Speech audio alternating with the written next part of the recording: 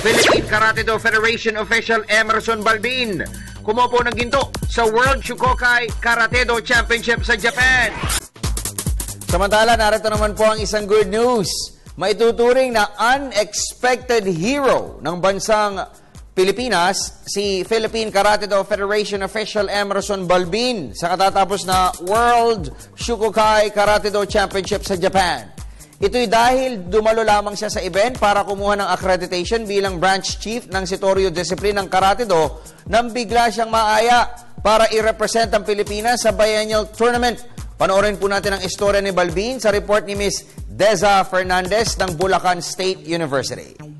Magkasunod ni Pinoy Det Emerson Balbin ang mga karibal mula sa Japan at Germany tungo sa pag-abante sa finals katapat si Stephen Kelly ng Austria.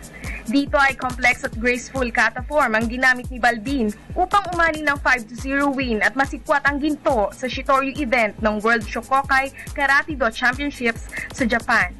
Ayon kay PKF Secretary General Raymond Reyes, malaking karangalan para sa bansa ang title conquest ni Balbin at ng isa pang miyembro ng Philippine team na nakapagsubi rin ng 2 bronzes sa Japan meet.